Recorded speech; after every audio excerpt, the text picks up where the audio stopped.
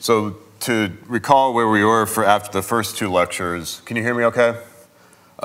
So I want to, I'm interested in these questions of Thurston, and we've reduced it to, or Wise reduced it to his conjecture in geometric group theory that if you have a locally cat zero, I should have said here compact cube complex with hyperbolic fundamental group, then it's virtually special. So I explained in the last lecture these terminology here of cube complexes and hyperbolic groups and special cube complexes. So in particular, this shows that the virtual Haken conjecture and the virtual fibering conjecture now follow from this conjecture. So what I want to explain today is to describe what Wise's results are and then describe some aspects of the proof of this conjecture. So because the proof, so this conjecture was made in this long paper by Wise, but he proved a lot of theorems in that paper, and I want to describe to some extent what those theorems are and how I make use of them, hopefully, in the proof of the conjecture. Okay, so the outline of the talk today, then I'll talk a little bit about some combinatorial group theory, review graphs of groups, talk about what are called quasi-convex hierarchies, and then a conjecture of Baumschlag, which is the motivating problem behind most of Donnie Wise's work, actually ever since he was a graduate student here at Princeton, and then talk about an extension of hyperbolic groups, which are relatively hyperbolic groups, and a group theoretic version of the Dehn filling theorem that I was talking about in lecture number 1. And then I'm going to avoid talking about the Malnormal special quotient theorem, which is the key technical theorem from Donnie's work, but I'll try to describe a bit like a special case just to give you a flavor for it. And then I'll talk about an outline of the proof of Wise's conjecture. And then there's a nice little lemma having to do with coloring. So if you get lost at some point at the end, there should be a fairly accessible little lemma that every lecture should have at least one proof. So I guess in these 3 lectures, I'll give at least one little proof. And then talk about some open questions at the end. So that's the goals for today's lecture. Okay, so amalgams and H&N extensions are classical constructs from combinatorial group theory. So if we have 3 groups A, B, and C, and injections of homomorphisms which inject C into A and C into B, then we can take the amalgamated product A star C of B. In the notation here, we're suppressing the homomorphisms. It's sort of implicit. And this has a relative presentation. So we have A and B, and then we identify the elements of C inside of A with the elements of C inside of B. So phi1 of C is equal to phi2 of C for all C and C. So here I'm suppressing the presentations for A and B, which is why it's a relative presentation. We could just throw in the generators for A and B and all their relators in here as well. Okay, so then by combinatorial group theory, we know that A and B and C inject into this amalgamated product. It's a push out. And there's another interpretation of this. There exists an action of G on a bipartite tree where the stabilizers of the vertices are conjugates of A or B, and the stabilizers of the edges are conjugates of C. So there's a beautiful theory of these actions on trees, and so the quotient of the action on the tree is just a single edge, and you can label the 2 vertices by A and B and the edge by C. And it's sort of like a universal cover or sort of branch cover over that edge. So similarly, in H&N extension, H&N stands for Higman, Neumann, and Neumann. So if we have a single subgroup of a group A, but embedded in 2 different ways, so C1 and C2 and A, and there's an isomorphism between C1 and C2, then we can take an H&N extension, G amalgamated is A amalgamated over phi. So this has a presentation. We adjoin a new generator that conjugates one copy of C1 to the copy of C2 by this isomorphism. So again, there's an action on a tree, and the quotient of the action is a loop.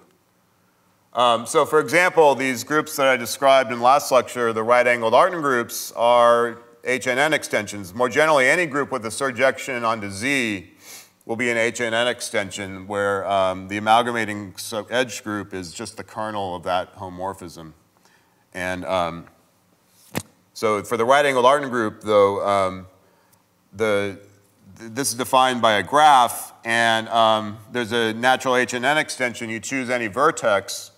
There's a homomorphism. I said last time that you can sort of kill off the generators for all the other vertices. That gives a homomorphism to Z.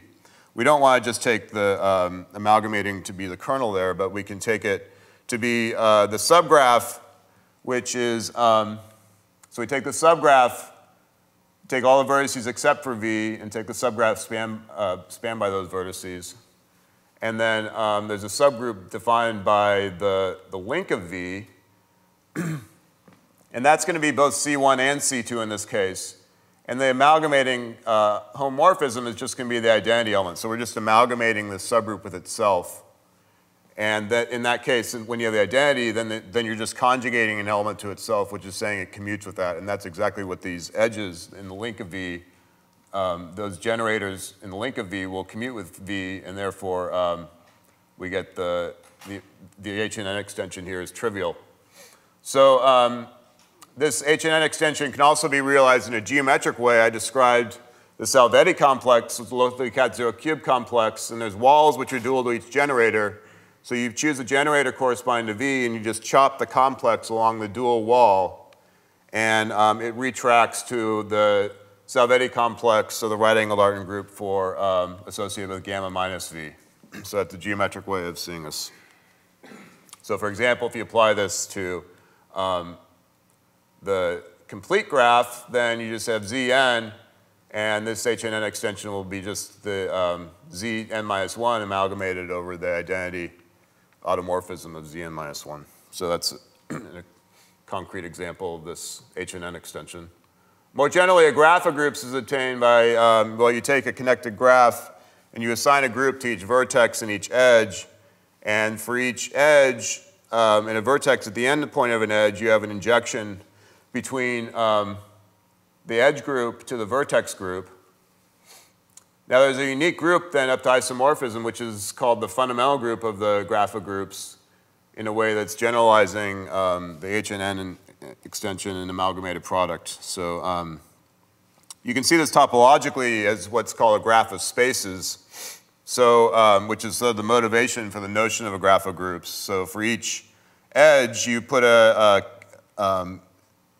KGE1 associated with that, and for each vertex, a KGV1. So K pi 1 is just an aspherical space whose first fundamental group is that group. And then the injection up here of groups leads to a canonical up to homotopy injection between K pi 1s.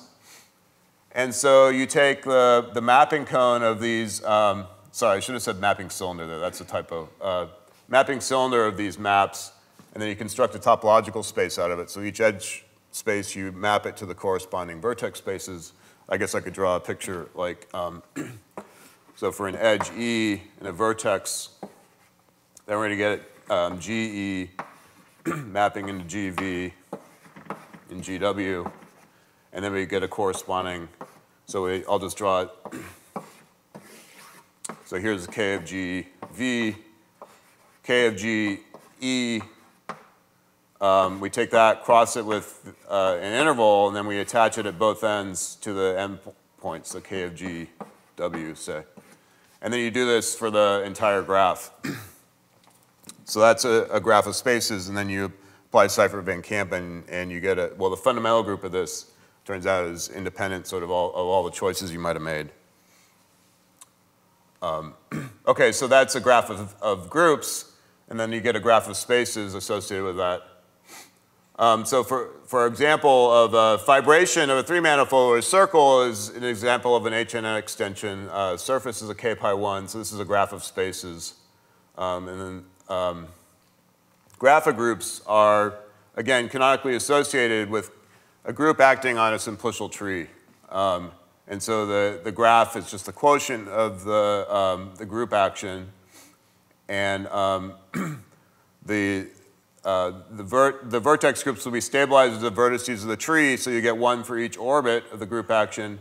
And the edge groups, again, will also be stabilizers of edges. So I recommend having a look at Sarah's book on trees if you want to learn more about this topic or to review it. Okay, so now we've seen graph of groups, and now we'll talk about quasi-convex hierarchies. So what's a hierarchy? The notion of a hierarchy sort of originated, I think it's fairly independently, but in the study of one-related groups, the work of Magnus on one-related groups, and in the study of Haken three-manifolds and Haken's work, which are called Haken hierarchies. Okay, so this is a little bit non-standard definition, but let's take the class of groups VH, standing for virtual hierarchy, to be defined inductively by, well, they contain the trivial group. And if G is a finite graph of groups with vertex and edge groups in VH, then G will also be in VH. So if we started with 1, the group Z is a trivial H and N extension of the trivial group, or any free group then can be obtained as a graph of groups from the trivial group, which is the trivial graph. So it's a graph of groups with trivial edge groups and vertex groups. So you can get started with free groups, and if H is less than G is a finite index subgroup, and H is in VH, then G will also be in there. So you're allowed to take finite extensions as well. So it's closed under taking graphs of groups and finite extensions, where all the, in the graph of groups, the vertex and edge groups have to be already in this space. So another way of describing this topologically is that it has this topological decomposition of the KG1. So if G is in VH, then the KG1 will have a topological hierarchy, which is a sequence of aspherical spaces. So you start with X naught, and you get a sequence of decompositions or finite covers, so X naught, X1 up to Xk, such that Xi is related to Xi minus 1 either by, well, a finite sheeted cover, so Xi minus 1 can be a finite sheeted cover of Xi, or Xi minus 1 is obtained from Xi as a graph of spaces, where the components of the Xi form the vertices of the graph of spaces, defining Xi minus 1. The components of Xk are contractible, so that corresponds to the trivial group, starting out with the trivial group. So that's a geometric way of describing these virtual hierarchies. And so it's not hard to show then that if M is an aspherical three-manifold, the case that we're interested in, then its fundamental group is in VH if and only if M is virtually Haken. This follows from classical three-manifold theory. And Haken showed that there's a topological hierarchy, actually, where you don't have to take these covering spaces. If you started out with something that has an incompressible surface, then he showed that you could decompose the manifold. You could chop it along surfaces, which are each essential, into a bunch of balls. So that's where this notion of a hierarchy comes from. It was also shown by Magnus that a one-relator group has one of these virtual hierarchies. And actually, in the case of Magnus, he's inducting, so at each stage, you're left with one-relator groups, and there's a certain complexity of these one-relator groups that decreases as you decompose until you get down to a free group, and then that's a graph of groups of the trivial group. Okay, so this class of groups, VH, is sort of a natural extension of both virtually Haken three-manifold groups and these one-relator groups. Okay, but we need a little bit more geometry. Oh, and also these special cube complexes that I was describing in the last lecture are also in VH. And the hierarchy is just by cutting along hyperplanes. And so this is generalizing the right-angle Artin group case that I mentioned already. So you take your special cube complex, it has all these embedded hyperplanes, and you just start chopping along them. And that's a graph of spaces because the hyperplanes are isometrically embedded, so they're pi1 injective. And so when you cut along a hyperplane, then you're getting these k-pi1s on either side, or it might be an HNN version. So it's just generalizing the example I just gave of the right-angle Artin group being an HNN extension. And so, so that's hopefully explaining to you then why we want to work in this more general context of special cube complexes, because they have these nice hierarchies. Now, a group is, so we'll call QVH, so this class was defined in Donnie Wise's paper, if it's a hyperbolic group that's in VH, and moreover, so we have this topological hierarchy, then the fundamental groups of the components of Xi are quasi-convex in the original group G. So I want not only to have a hierarchy, but the groups are sort of non-distortedly embedded into the original group G. So this example I gave of a closed hyperbolic three-manifold fibering over the circle with a fiber surface sigma, well, it turns out that pi 1 sigma is not quasi-convex in pi 1m. It's a normal subgroup, and you can show that that means it's not quasi-convex.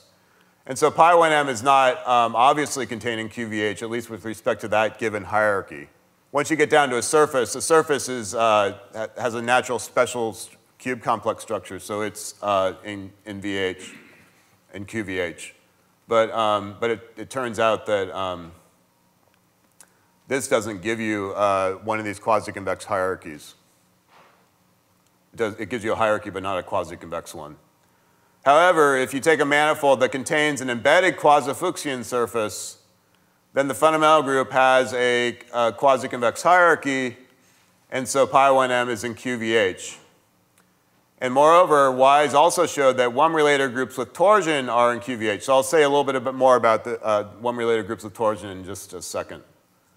And so again, these, this class of quasi-convex virtual hierarchy groups is a sort of natural nexus for these two types of problems.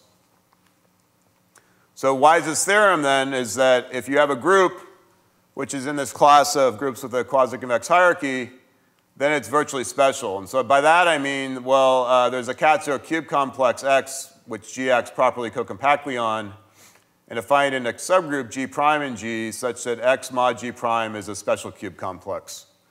So here, I was talking yesterday about like compact cube complexes and finding a covering space which is special. The reason we're stating it this way here, so X is now globally cat-zero, simply connected. If G has torsion, then you can deal with things like this.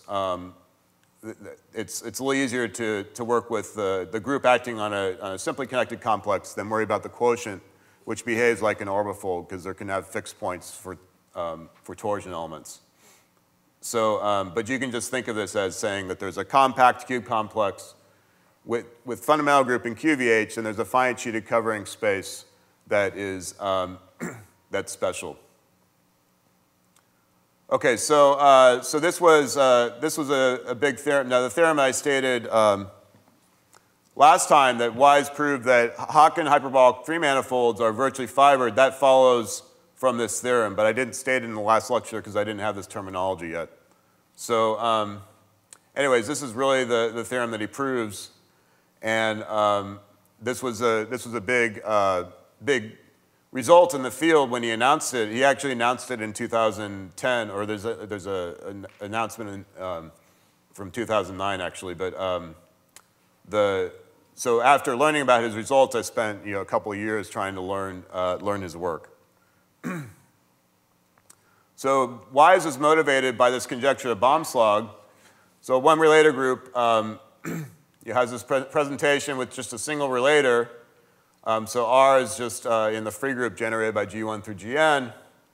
And in combinatorial group theory, these are sort of the basic things that were studied originally and have sort of the simplest structure stemming from this Magnus hierarchy.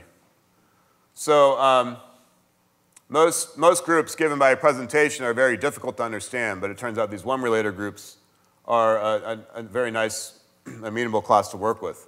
Now, it's well known that one-relator groups need not be residually finite. For example, there's this Baumslag-Solitar group.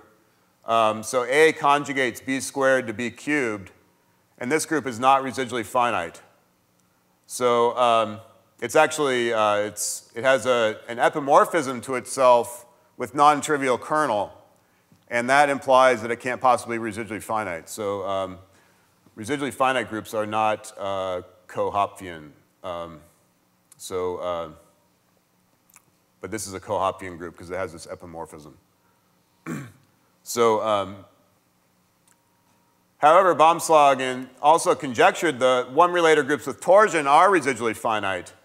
Now, one-relator group, it's a classical theorem that it has torsion if and only if the relator is a proper power. So Wise's theorem, then, is that if you take a one-relator group where the relator is a proper power, then it's residually finite. And so this follows as a corollary, essentially, of the statements over here that I said that Wise showed that one-relator groups with torsion are in QVH, and groups in QVH are virtually special. And virtually special groups, as I indicated, they embed in these right-angled Artin groups, which are residually finite. The property of being residually finite is preserved under taking finite index subgroups. So in fact, these are linear groups. They have faithful linear representations into SLN Z for some n as well. So it's much stronger than, so it actually implies that they're not just residually finite, but they're linear and actually linear into some nice arithmetic sense. Do you conclude that for hyperbolic groups? Yeah, that's right, yeah. It's the same conclusion, yeah. That's true for, so any virtually special group will have this representation into GLNZ for some n. Do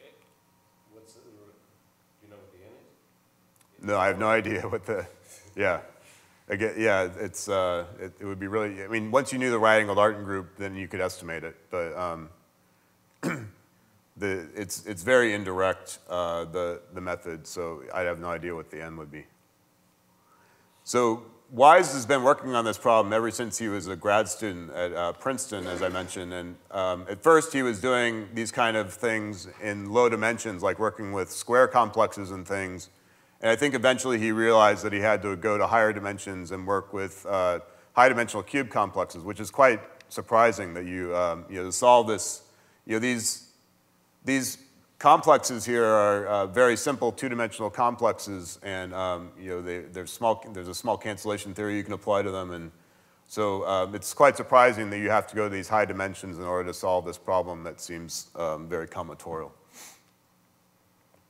So now I want to talk about some other, a few other tools that go into to my work. So I'll say a few words about relatively hyperbolic groups and hyperbolic Dehn filling in the geometric group theory category.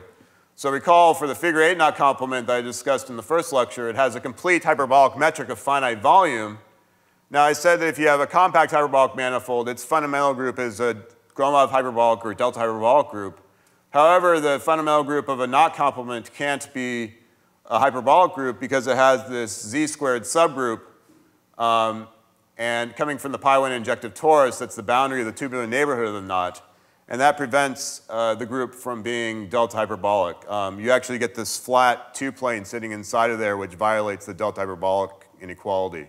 It's totally geodesic in the right metric, and so turns out that it won't be a hyperbolic group.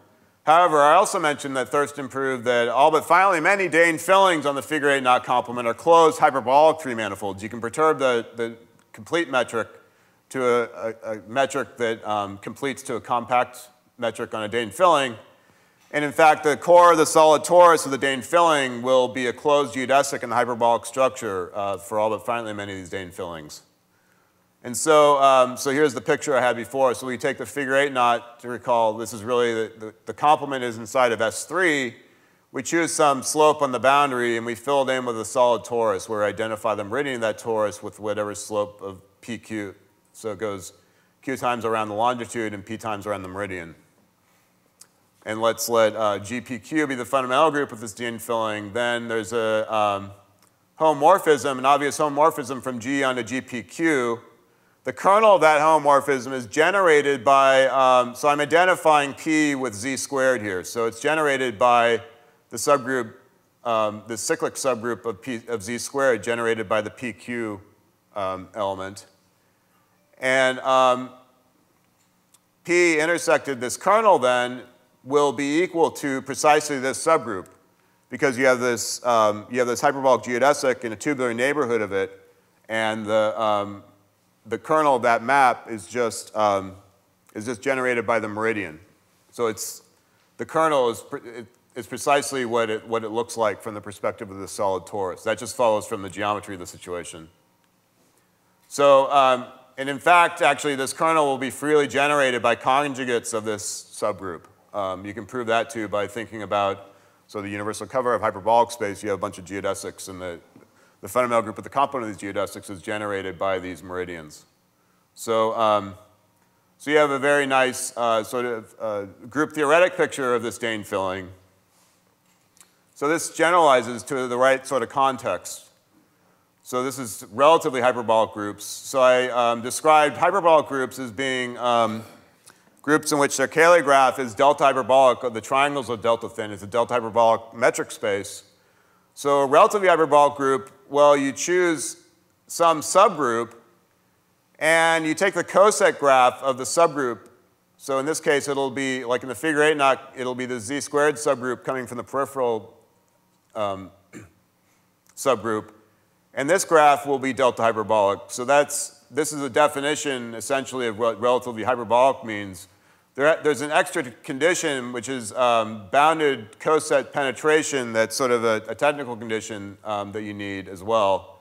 And so this notion was suggested by Gromov in his 1987 paper that I had mentioned before, and it was developed independently by Bowditch and Farb.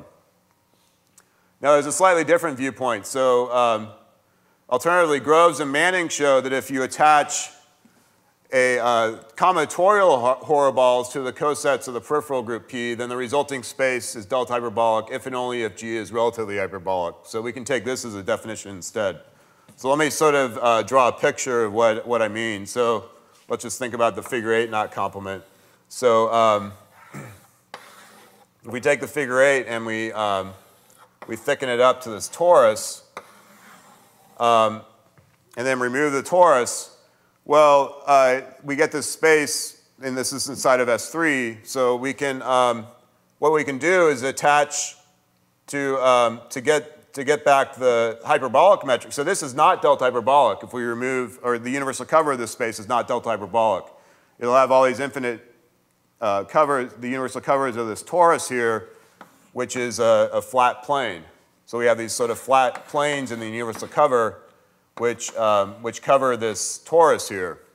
So what you do, what Groves and Manning suggests is, well, you just cone it off metrically by a warped product. So you attach on these sort of cusps back, and then, well, that resulting metric will be similar to the hyperbolic metric you had in the first place, and so that will be a delta hyperbolic metric space. So you attach on some metric here. So the metric looks like this metric on this torus, or the universal cover of the torus, crossed with R plus. And the cross-section here shrinks by a factor of e to the t. So you take this warp product with an exponential decay, and you attach that onto all the cosets of this subgroup inside the Cayley graph, or you can work with a metric space if it's acting nicely. And if that space is delta hyperbolic, then the group was hyperbolic relative to that subgroup. So that's a way of thinking about it that's very much in line with the notion of a cusped hyperbolic manifold. So, so for example, if you have a free group, then any element that's a primitive element, so it's not a proper power, then F will be hyperbolic relative to that element, I guess a finely generated free group. So for a relatively hyperbolic group, then, such as the figure 8 knot complement that we were discussing, there's an analog then of Thurston's hyperbolic Dehn filling theorem, which was independently done by Osen and Groves and Manning. So let G be a group which is relatively hyperbolic to a subgroup P. Then there's a finite set of elements in P, non-trivial elements, so that if we take any finite index normal subgroup of P, which don't intersect that finite set, then the quotient G mod P prime is a hyperbolic group. And moreover, P intersected with the kernel, so by these double brackets, what I mean is the normal subgroup generated by P prime, then that will be precisely what you expected. So you're killing exactly what you expected to kill. Just like in this figure 8 knot case, when we did a P over Q Dehn filling, we were killing just the meridian inside of that peripheral subgroup and nothing else. So a priori, if you kill an element, you might be killing much more elements in that subgroup, but this is saying you're killing precisely what you want to be killing. And there's some extra geometric control, which I'm not going to go into, that you can get. You can control which elements die inside of this Dehn filling as well, which is also an important part of the theory, but I don't want to get too technical in this talk. So for example, if we take G to be a hyperbolic group, and H is any primitive element inside of there, then G is hyperbolic relative to H. That's a generalization of the statement I just made for the free group. So for all sufficiently large n, then G modulo the subgroup generated by H to the n, its normal closure inside of G will also be a hyperbolic group. So that's results originally due to Gromov, but the relatively hyperbolic Dehn filling theorem then vastly generalizes this result. So it gives you a way of constructing various sorts of hyperbolic groups from non-hyperbolic groups, and this has been used to great effect by Dennis Osen and others to construct these really wacky sorts of groups with different sorts of properties. Okay, so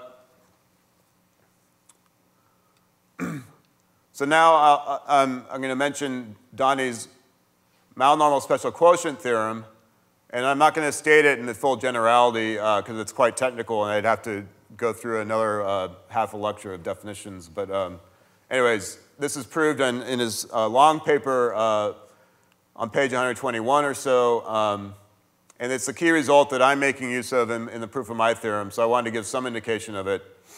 So you don't have to read the whole paper, you can just read page 120 or so. So I'll state a special case and then sort of give an indication of what the general thing is. So let G be a virtually special hyperbolic group. So it's a group that's like the fundamental group of a special cube complex, and it's a compact special cube complex.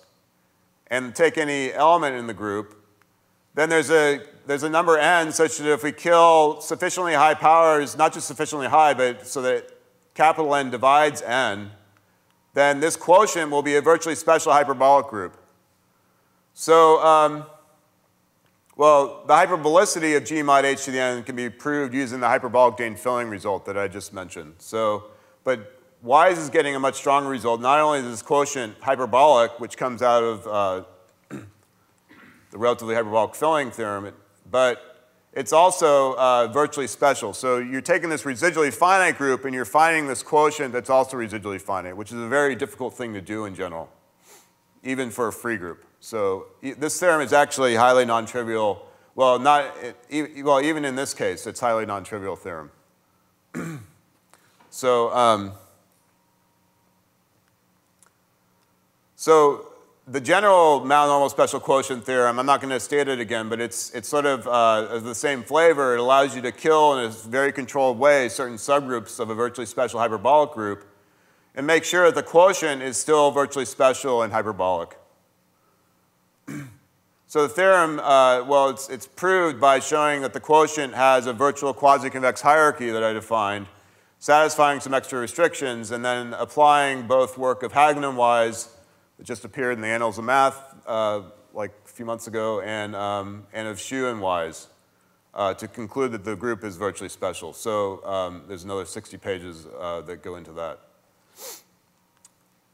And this theorem is also the key result that Wise uses to prove that the groups in QVH are virtually special. I didn't state this extra condition, but it might sound a little circular the way I stated it, but there's sort of this bootstrapping that Donny does.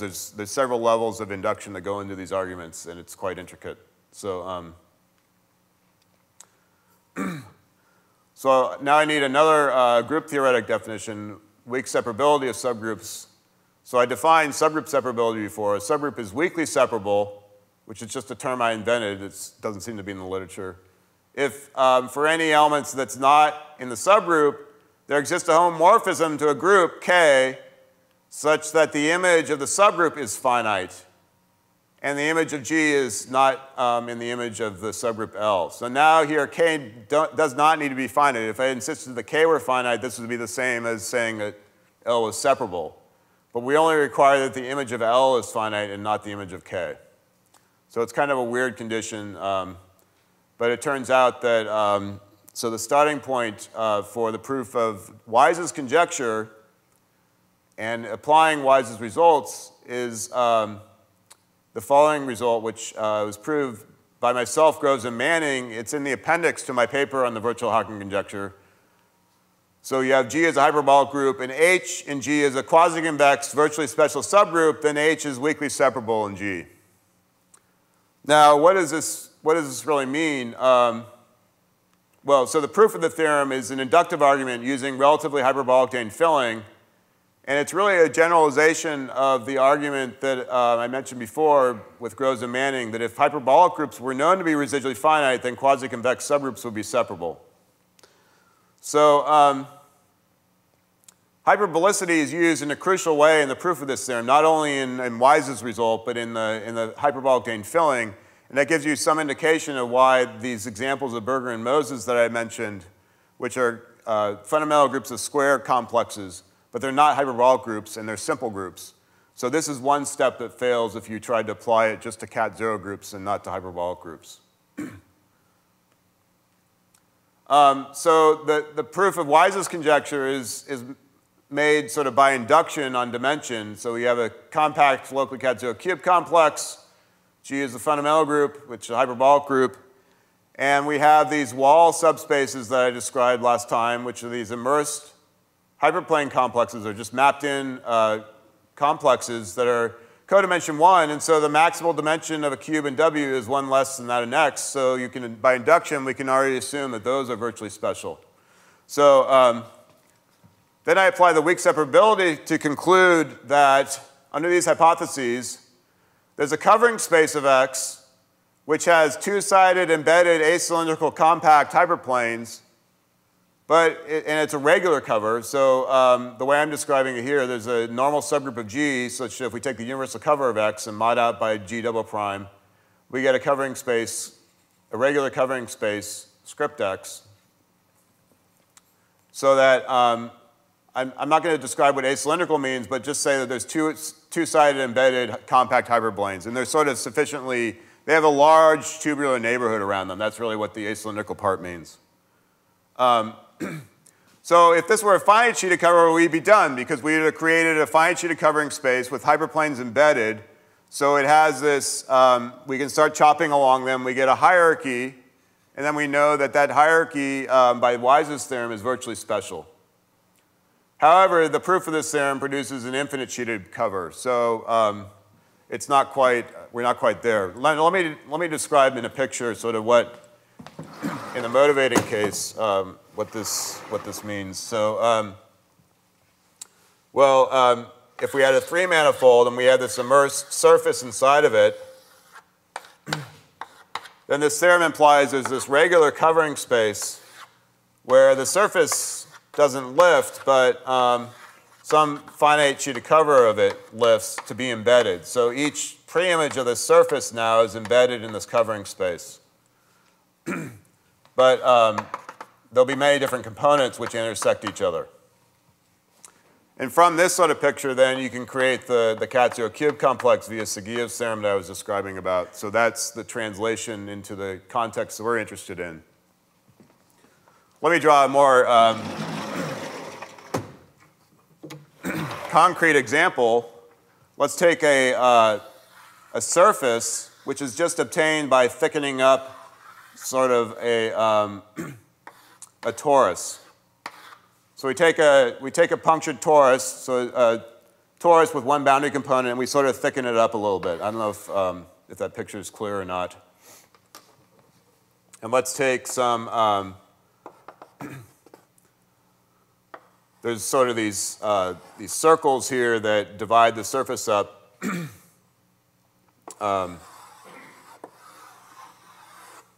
Like so.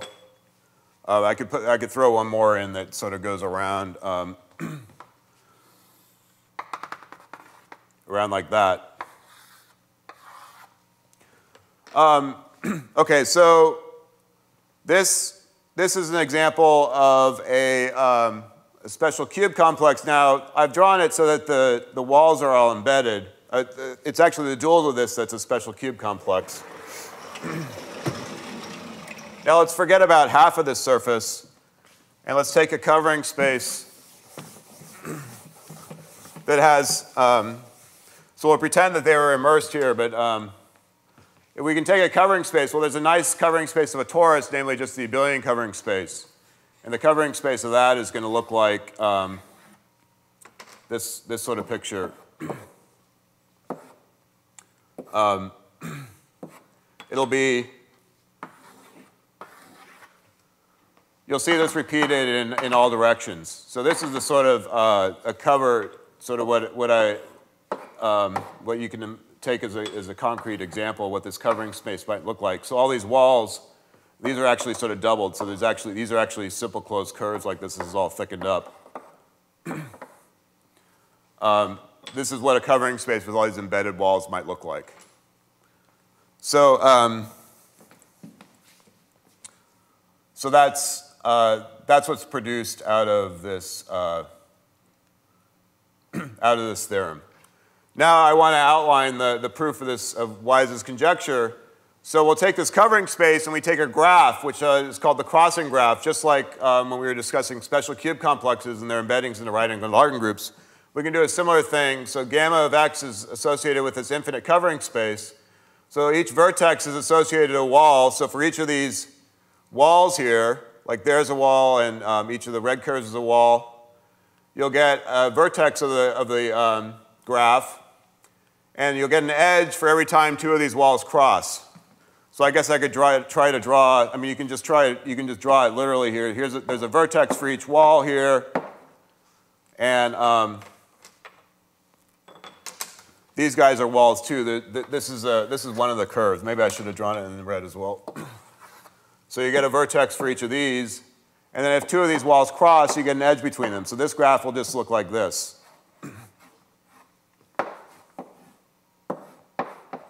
For concreteness, this is what you can imagine it to look like. Okay, so, and I forget about the essential cylinder part. I'm not going to worry about that in this. So I'll define the coloring spaces now. So take some integers 1 through n, and let Cn of a graph gamma be the set of coloring. So for any pair of vertices which are adjacent, they have to have a different color. So this is the space of n colorings of the graph gamma. So we can regard Cn of gamma as a closed subspace of the Cantor set n to the vertex set of gamma. And if the degree of gamma is less than or equal to some number k, by degree I just mean the maximum degree, then Ck plus 1 of gamma is non-empty. You can color a k-valent graph with k plus 1 colors, right? Okay, so a coloring of this covering space, of the walls of the covering space, gives a hierarchy. So it gives you a way of, I can chop along all the, here I can just, it's bipartite, so I can color with 2 colors. So I could chop along all the red guys first, and then along all the white ones. And that gives me a hierarchy, but unfortunately, it's this infinite sheet of covering space. And there's many different ways I can color. So for each different coloring, I get a different hierarchy. Okay, so there's, after chopping along your walls, then you're left with these neighborhoods of the vertices, and you have this residue of the color on each face. So what you have left actually are the stars of the vertices of the cat-zero cube complex. And I want to keep track of so I call these polyhedra because they're sort of like, well, if it was a 3-manifold with surfaces in them, when you chop along these guys, you're going to get something that looks like polyhedra, like the picture of the hyperbolic space I gave in the last lecture. And so we'll keep track of the colorings on the faces of these polyhedra. So the idea of the proof is to reverse engineer a finite sheeted cover by a hierarchy of, which is modeled on this hierarchy for this infinite sheeted cover, or it's some kind of superposition of all possible hierarchies.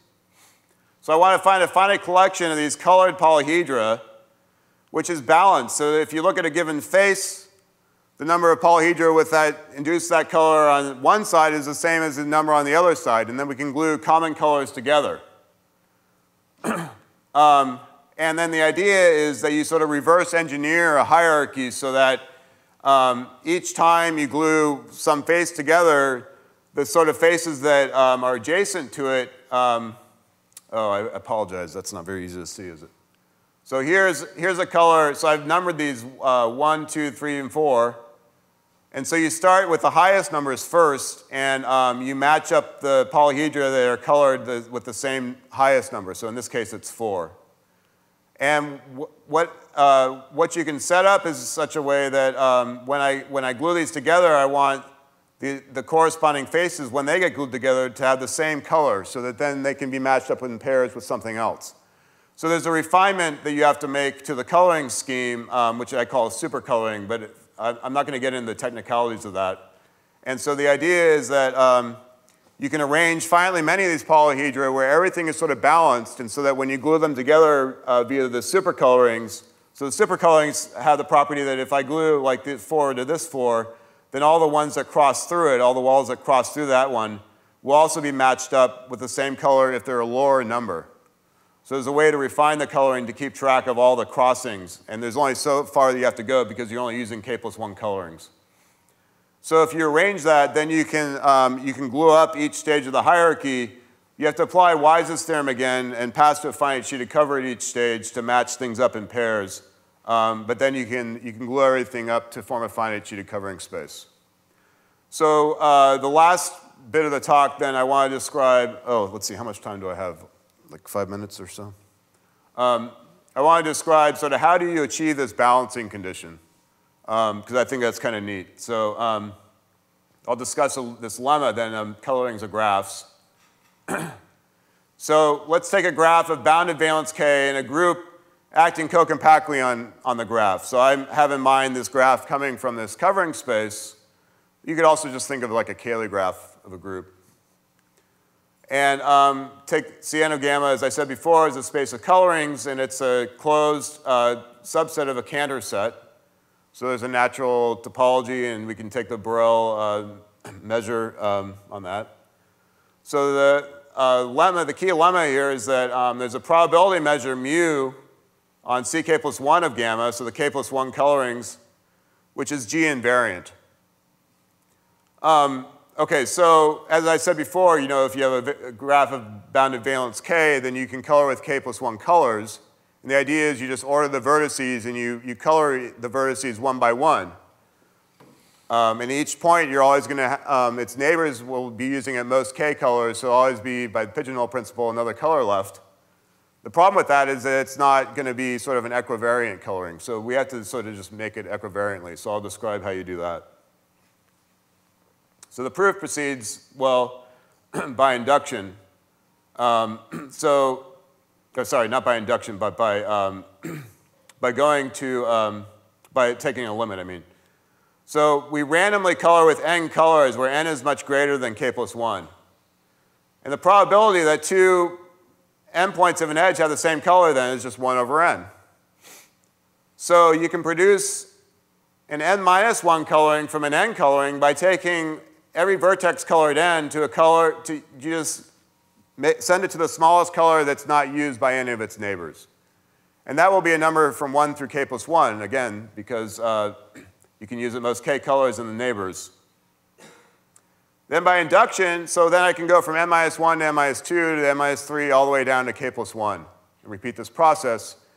And well, there's a natural measure on the, I'm uniformly choosing, if I uniformly choose each color randomly on a vertex, well, I don't get a coloring of the graph, but it's a very small probability that it's not good on a given edge. So the probability that the endpoints of the edge have the same color is still 1 over n, even after I go down to the k+1 coloring. Because when you decrease the colors, things that are different remain different, because you're always sending a color to something that's not used by the neighboring vertices. But two colors that are of the same number, they might both get sent to the n-1 color and then you're not increasing the weight at all, the probability at all. So take a weak star limit of these probability measures, and now the probability that you have the same color at each endpoint of an edge is 0, and therefore it's supported on the set of colorings of the graph now, and it's still G invariant, so we get a G invariant coloring. So I had some pictures of this. So here's a picture of this covering space. Here's a coloring, say with 7 colors, it's degree 6. So I'm not drawing the graph, I'm drawing the walls, but I'm coloring the walls, because it's the way I think about it. Here's a random 8 coloring. I think orange is the 8 here, and so then we send it to the smallest coloring, black is 1, so we can send each of these 8s to 1, it turns out. Oh, I think this is not actual coloring of the graph, so I think here you see 2 colors that are the same. But the probability that it happens, is 1 over 8. Just today I was fiddling around with 1,000 colorings. You look at any part of your graph, and the chance that it's a valid coloring is almost, or it's not a coloring is very small. Here we do see 2 767s here. So it's not actually a coloring. So you take the highest number, 998 is, I didn't get 1,000 from, this is actually pseudo-random numbers generated from Mathematica. And so I replaced those with 1, because that's the smallest number that's not used by any of the neighboring vertices. And then I looked at what's the next highest number. Can anyone see? 953.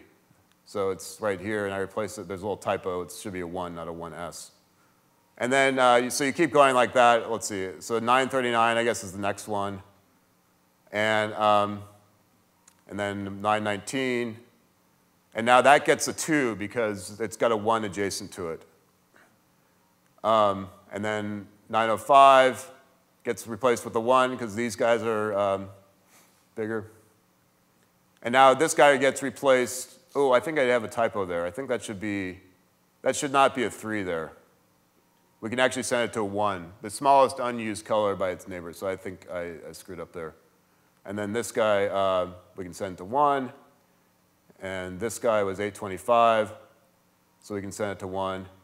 And now I'm going to spare you and go all the way down. So, and notice these 767s end up getting colored differently.